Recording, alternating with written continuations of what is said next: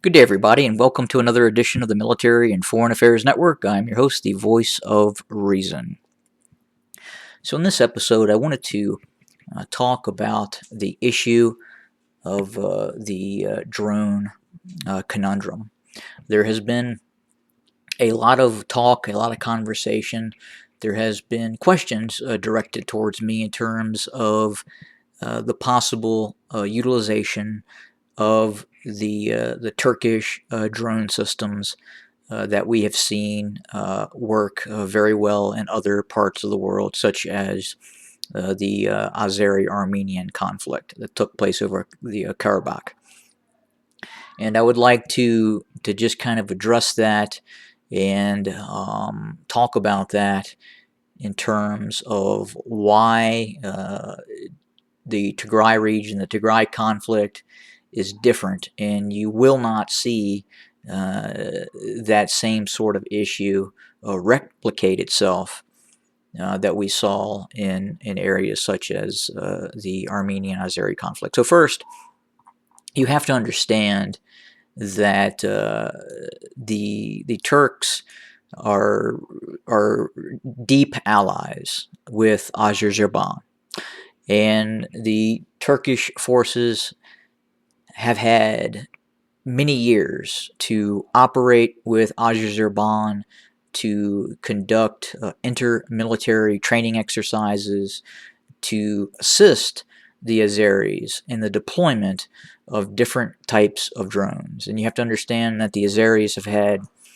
many years of being able to work with these drones, understand these drones. They have immense amount of capital to purchase top-end drones from the Israelis and obviously from the Turks themselves. Now, compounding this, the Turks had a vested interest in helping the Azeris in its conquest of the Karabakh region. Okay, for all intents and purposes, the Armenians were facing what you could almost define as the full weight of a NATO army attacking them. And the Turks have a very powerful military, and they were able to utilize those forces in conjunction with the Azeris to just utterly pound the Armenians into the dirt with these drones and quite possibly other systems. Well, not quite possibly. We know other systems came into play as well. So the Turkish forces had quite literally, again, many years, as did the Azeris, to prepare and utilize these drones, and they had test operations where they used these drones prior. And unfortunately for the Armenians, the Russian equipment did not work to jam some of these data links. And another issue at hand is the size of the terrain that or the area and size of the terrain that these drones were operating in. It's much more of a condensed area that is present inside of the Karabakh, and that helped facilitate these drone operations. Now, if we look at what's going on in the Tigray region inside of Ethiopia, the same sort of assets are simply not present. The Ethiopian army has not had this immense military to military interchange where both sides were working together.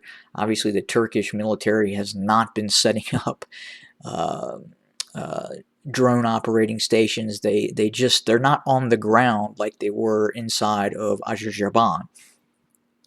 And it's you just cannot say, hey, the Turks have decided to send these drones to Ethiopia, and the Ethiopians would have this sudden ability to operate these drones that indeed are not guided with a satellite uplink. They are for all intents and purposes wirelessly controlled via ground stations and ground terminals.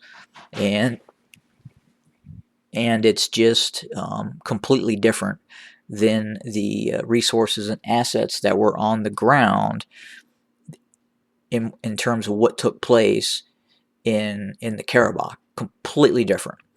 Now, could the UAE, and we do believe the UAE did assist the Eritreans in utilizing some of these Chinese, these long distance Chinese produced drones inside of the Tigray region? Yes, that is possible and probably did occur. Are they still there? We do not believe so. There has been an immense amount of pressure on the United Arab Emirates to not utilize those drones in this conflict, and that was drawing the attention to future arms procurement by the United Arab Emirates, especially in terms of the United States, that was possibly looking at cutting off the UAE from acquisition to higher performance systems. So it was crucial that the UAE cease and desist in terms of operating these drones over the Tigray region, and we believe that has occurred.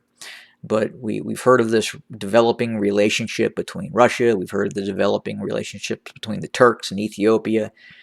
But that process would take a tremendous amount of resources and training and capital, money to effectively move these drones, train the Ethiopian army, the federal forces in the use of these drones. But it even gets more complicated than that, because you have to look at the types of munitions that are also being imported. Obviously, the MAM-L missile would have to be introduced, and it's just not the drones that the Ethiopians would be purchasing.